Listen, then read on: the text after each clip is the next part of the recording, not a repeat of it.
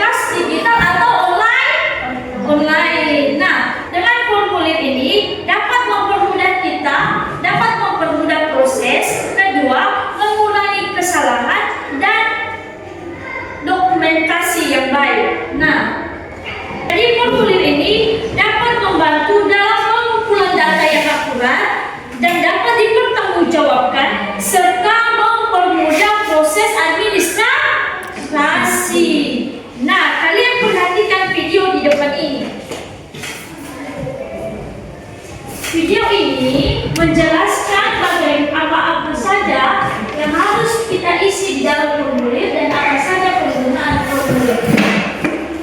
Sekalipun nampak? Hah? Nampak, Pak? Di sini.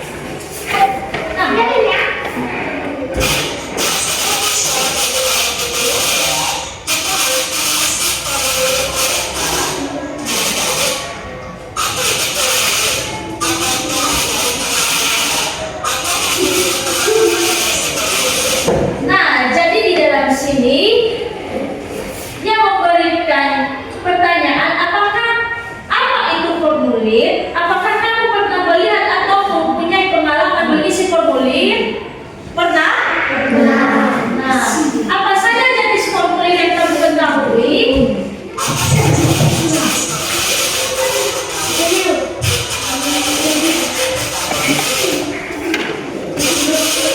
Nah, contoh formulir tersebut seperti ini. Lembaran formulir ini seperti ini.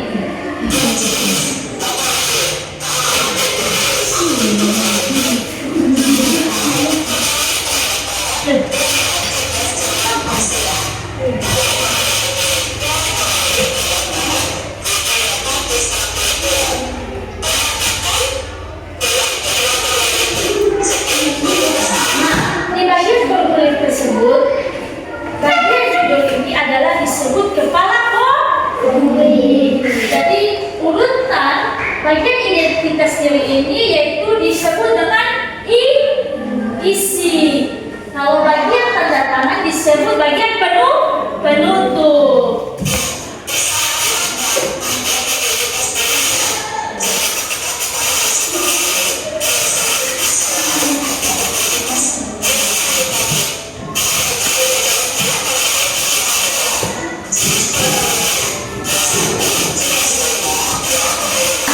Jadi jenis formulir ini tidak hanya berlaku dalam di formulir pendaftaran saja, tapi formulir juga berlaku jika kita melakukan permohonan baik mendaftar kerja maupun dalam survei lapangan. Apa saja yang kita temukan dalam formulir ini yaitu seperti kolom pengisian identitas diri, kolom pengisian minat peserta, kolom untuk mencantumkan tanda tangan dan catatan tambahan.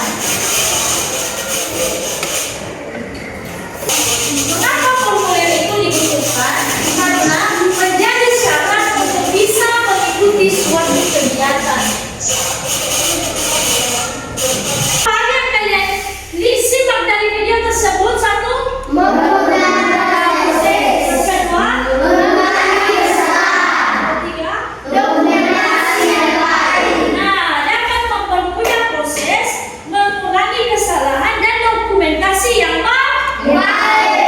Nah, dengan formulir ini dapat membantu meningkatkan kualitas dan efisiensi dalam berbagai proses. Nah, jadi tugas kalian yaitu kalian coba kerjakan lembaran formulir ini untuk kalian isi dengan data sendiri. Nah, Ibu akan berikan tugas untuk kalian isi data kalian sendiri.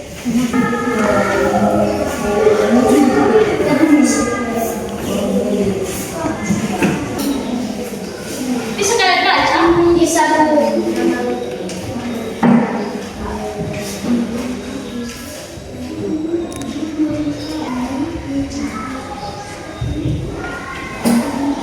Nah, formulir ini kalian harus mengisinya dengan rapi dan jangan ada coret-coretan.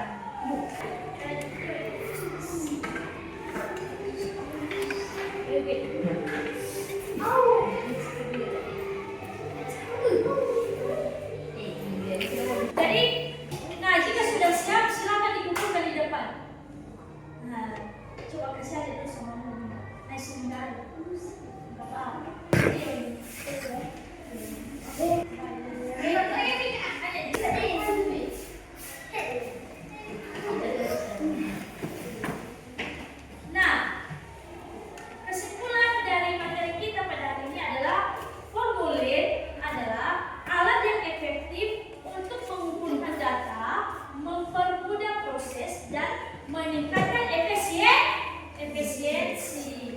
Nah, jadi dengan menggunakan formulir kita dapat mengumpulkan data yang akurat, mengurangi kesalahan, dan meningkatkan kualitas proses. Nah, jadi formulir ini dapat digunakan dalam berbagai konteks seperti pendaftaran, permohonan survei, dan lain-lain sebagainya. Jadi dengan demikian formulir ini dapat membantu meningkatkan kualitas dan efisiensi dalam berbagai proses. Nah, sebelum Ibu menilai tugas dari pertanyaan tadi, sebelum Ibu menilai tugas anak-anak kami, ada yang mau bertanya terkait dengan formulir yang Ibu jelaskan dari tadi? Oke, silakan.